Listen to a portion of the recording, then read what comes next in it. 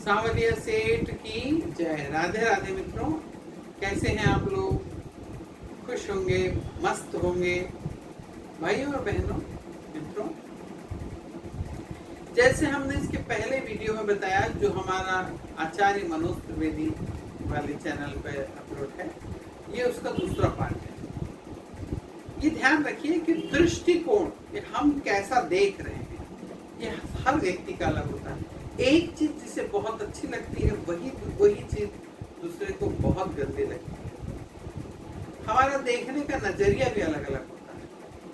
अगर कोई व्यक्ति खेल रहा है तो वो सोचता है कि खेल के बर्बाद किए जा रहे हैं समय, उससे अच्छा पढ़ ले कोई। एक व्यक्ति सोचता है कि बच्चे खेल रहे हैं तो उनकी हेल्थ बनेगी। एक व्यक्ति को एक चीज बहुत अच्छी लगती है तो दूसरे को वही चीज बहुत खतरनाक और उसके लिए घातक भी हो सकती है। कोई व्यक्ति चाय पी रहा है, मध्यम अगर उसमें शक्कर डली है तो जो कम पीता है, कम शक्कर वाली पीता है, उसके लिए वो तो बहुत मीठी हो गई, और जो ज्यादा मीठी पीता है उसके लिए तो फीकी चाय हो गई। तो इस प्रकार है हमारा सबका नेचर, सबका दृष्टिकोण, सोचना सब अलग अलग है।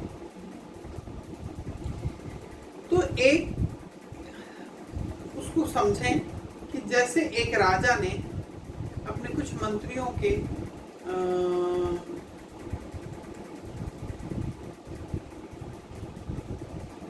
आंख में पट्टी बांध दी और उसे अपने बीच राजमहल के बीचों बीच खड़ा कर दिया, और उन्हें बिना बताए उनके पास एक हाथी लाके खड़ा कर दिया। और हाथी लाके जब खड़ा कर दिया तो और बोला कि तुम्हारे सामने क्या चीज है, इसे छू कर बताओ कि ये क्या चीज है। जो व्यक्ति पूंछ की तरफ खड़ा था तो उसने जब उसकी पूंछ को हाथी की छुआ तो तुरंत बोला, महाराज, बोले ये जो है ये तो सांप लटक रहा है। जो दूसरा व्यक्ति हाथी के पैर के पास था, उसने हाथी के पैर को ऐसा ऐसा दोनों हाथ से छुआ और बोला, महाराज ये किसी झाड़ का बहुत बड़ा कटा हुआ पार्ट रखा हुआ है, कोई लकड़ी का बहुत बड़ा एक झाड़ है जो कटा हुआ है, यहाँ रखा है। और जो तीसरा व्यक्ति सामने था, उसने हाथी के पेट के ऊपर ऐसे ऐसे हाथ फेरा और कहा, नहीं महाराज, ये तो कोई बहुत बड़ी चट्टान रखी हुई है बोले, और बड़ी खुरदुरी है। एक व्यक्ति ने पैर के पास छूते हुए सीढ़ी लगाई और वो सीढ़ी से चढ़ के ऊपर चला गया, हाथी के ऊपर जाकर उसके हाथी के कान को छुआ और उसने कहा कि महाराज, ये एक बहुत बड़ा पंखा है जो ऊपर में किसी ऊंचाई के ऊपर लगाया गया है, जो हवा कर रहा है, क्योंकि हाथी बार बार अपने कान हिलाए।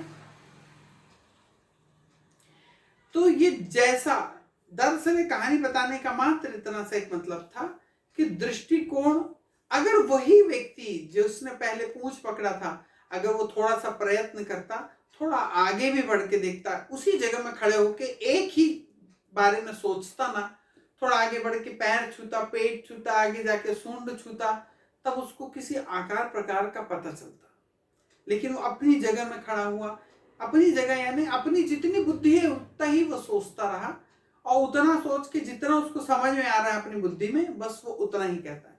भाइयों और बहनों, इस सृष्टि का सिद्धांत बहुत अलग है, आकर्षण का सिद्धांत बहुत अलग है।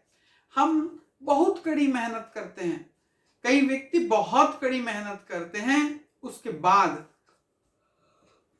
थोड़ा सा पाते हैं। और उन्होंने अपने जीवन में अपने माता पिता को और सभी लोगों को बहुत कड़ी मेहनत करते हुए ही देखा है। तो वो प्रकृति हमारे लिए क्या कर सकती है, ये उनके लिए तो केवल एक कहानी मात्र है।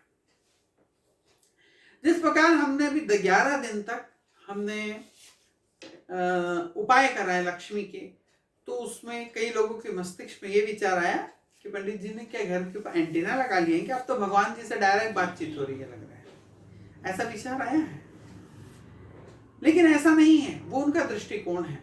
समझने की बात यह है कि हमने 10 से 11 दिन तक एक खास सिद्धांत पे काम किया कि हम आकर्षण का सिद्धांत, लॉ ऑफ अट्रैक्शन, हमने 10-11 दिन तक उस लक्ष्मी की जो ऊर्जा उसको आकर्षित करने के लिए तरह तरह की औषधियां, तरह तरह की चीजें डाली, तरह तरह के दिए जलाए, और एक खास समय के ऊपर रोज एक खास सिक्कों की रोज पूजा की, खास औषधियां डाल के पूजा की, खास तरह के जल छिड़के।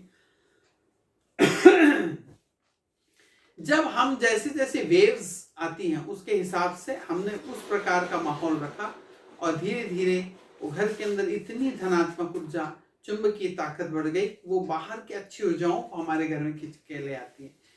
वास्तु वास्तु पे भी हम जरूर इस मैटर पे आगे चल के बात करेंगे। वास्तु आज हम 20 साल से वास्तु कर रहे हैं, बता रहे हैं। समझें कि वास्तु के सिद्धांत भी मात्र इसी के ऊपर आधारित है कि हमारे पृथ्वी के ऊपर में जो ऊर्जाएं हैं वो कैसे बह रही हैं, कहां से आ रही हैं, किधर जा रही हैं, उनका हमारे जीवन के ऊपर क्या इम्पैक्ट होगा, हमारे जीवन के ऊपर क्या असर पड़ने वाला है। अच्छा ये बताइए, आजकल तो हर घर में लोग वास्तु पेपरों में जो बता देते हैं कि नैऋत्य कोण में बेडरूम होना चाहिए, अग्नि कोण में किचन होना चाहिए, और ईशान कोण में भगवान का रूम होना चाहिए, ये सब ऐसा बता दिया गया, तो सब लोग खुद वास्तुकार बन गए। लेकिन आप ये क्यों नहीं समझते कि ईशान कोण में अगर हमने किचन बना दिया या टॉयलेट बना दिया तो ऐसा क्या घटना घट जाएगी कि हमको डिस्टर्ब होगा? ये प्रश्न क्यों नहीं उठा? दरअसल जो पृथ्वी की जो गुरुत्वाकर्षण शक्ति और मैग्नेटिक वेव्स है, और पृथ्वी के ऊपर जो वेव्स बह रही है, एनर्जी बह रही है, वो नॉर्थ से साउथ की ओर बह रही है, और वो कोई सीधी लकीर में नहीं बह रही है, वो जिगजैग जेड ऐसे से तिरछी आड़ी तिरछी लकीरों के रूप में बह रही है। वो कोई एकदम स्ट्रेट लाइन नहीं है। तो ये ध्यान रखिए कि जब हमने अपने घर के किचन को अग्नि ईशान कोण में बना दिया, अब कोई ये भी पूछ सकता है कि मेरे घर से लगा हुआ जो घर है उसका तो अग्नि कोण, उसका किचन तो जो मेरा ईशान है उसका तो अग्नि कोण है। हमारे जैसे ही कोई ऊर्जा धूप में यानी खुली ऊर्जा में बाहर आती है, जैसे ही वो खुले स्पेस में आती है, उसका पावर होता है वो चेंज हो जाता है।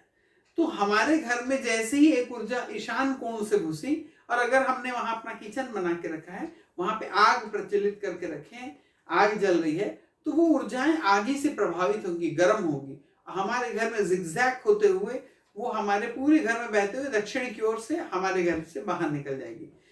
जब वो ऊर्जाएं गर्म होंगी तो हम इस घर में रहने वाले सारे लोगों का मानसिक स्थिति गर्म हो जाएगी, सारे लोग चिड़चिड़े होने लग जाएंगे। और अगर हमने वहां पे टॉयलेट बना दिया तो वहां से उड़ने वाली जो ऊर्जाएं हैं वो राहु की हो जाएंगी, वहां से उड़ने वाली नेगेटिव ऊर्जाएं हैं जो नीचे टैंक में भरी हुई हैं वो नेगेटिव होंगी, और जब वो हमारे घर के अंदर आएंगी तो ऋणात्मक ऊर्जा जब हमारे घर में आएगी तो हमारे घर के अंदर हम कितनी भी अच्छी प्लस ऊर्जाओं को लेके रखें, वो उन्हें भी समेटते हुए हमारे घर से लेके बाहर चली जाएगी, उन्हें भी नेगेटिव बना देगी, हमारी उन्नति रुक जाएगी।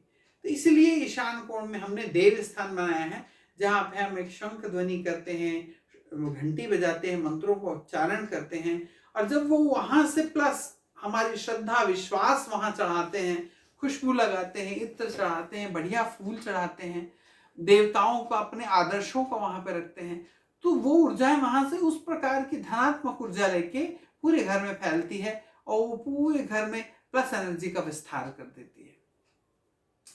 तो भाइयों और बहनों, ये सारी चीजें जो हैं ये दृष्टिकोण है हमारा, और आपका दृष्टिकोण कैसा है। और एक चीज है कि हम उस ऊर्जाओं को अपने प्रकार से अपनी तरफ कैसे अट्रैक्ट करें।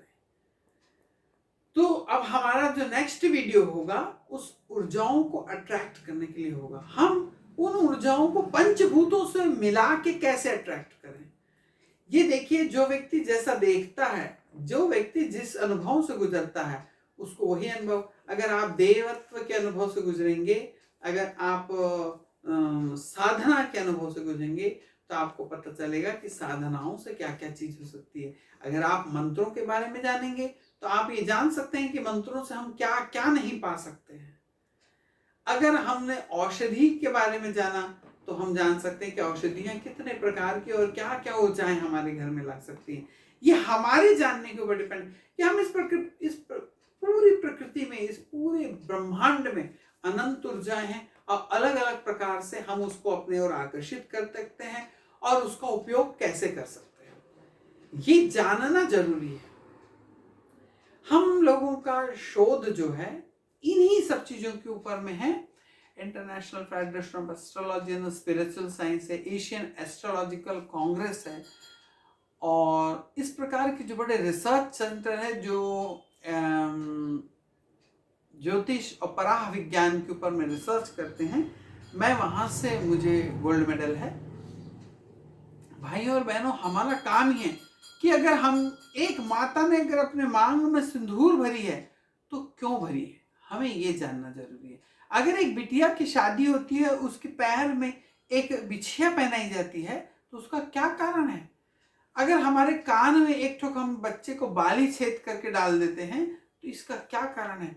ये हमारे ऋषि मुनियों ने बहुत पहले जान लिया था, हमें उसके ऊपर शोध करना बचा है, हमें उसे समझना बचा हुआ है, और हमारे जितनी, सामने वाले की जितनी बुद्धि होगी उतना ही वो जान पाएगा।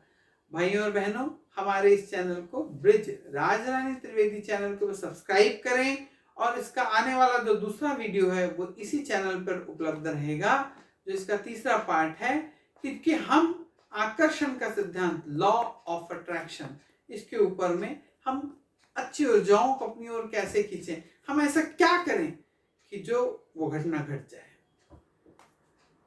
राधे राधे मित्रों, राधे राधे।